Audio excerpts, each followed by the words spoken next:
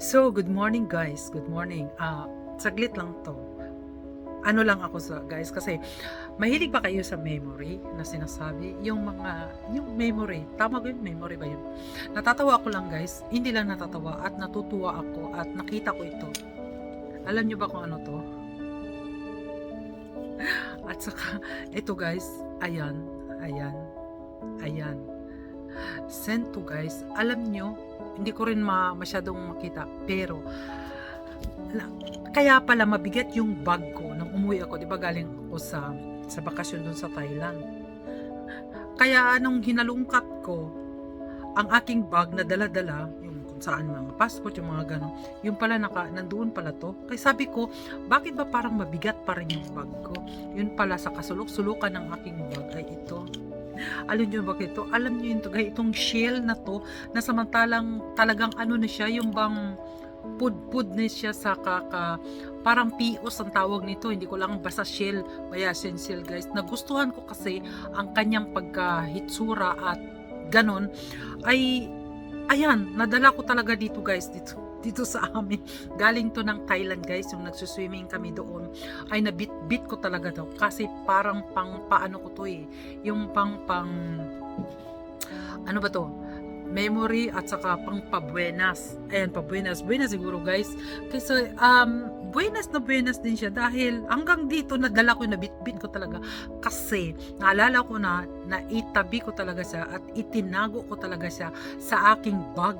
Ang bag pa kung saan pa yung bag, bit ko pa nang pauwi dito. Siyempre sabi ko mabigat na hindi ko malam, hindi na masyado siyang kabigatan, pero nakasama talaga to siya at natutuwa ako nang makita ko ito guys. Kasi nga tayo ay maano tayo, halimbawa shell lang yan, pero sa totoo lang ha, shell nga yan. At saka tingnan nyo naman ang itsura niya. O ayan, nagustuhan ko to kasi parang ibang iba ang feelings ko dito, kaya binitbit ko sa yun pala, nakalimutan ko na nga to, yun pala ay nasa aking bag. Ayan guys, so ganun lang ako guys, masyado akong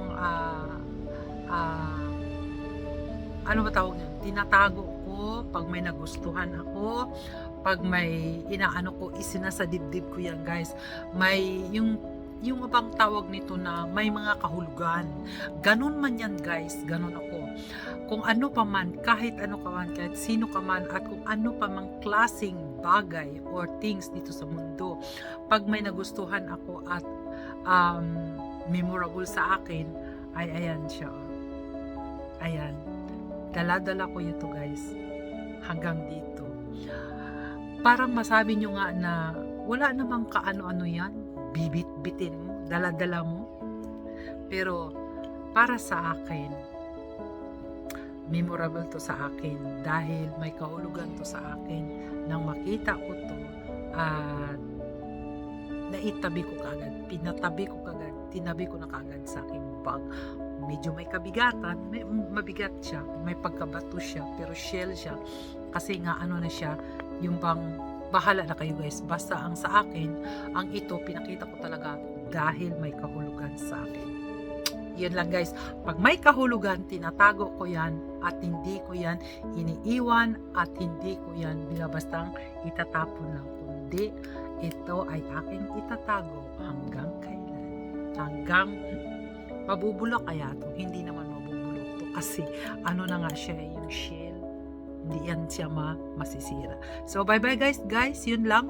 Basta memorable sa akin at saka pag pumasok na sa aking isipan ay hindi ko yan tinatanggal, hindi ko yan tinatapon, pinapahalagahan ko guys yung mga bagay na hindi na napapansin natin yan, pero pag makita mo muli ay pinapahalagahan mo yan guys.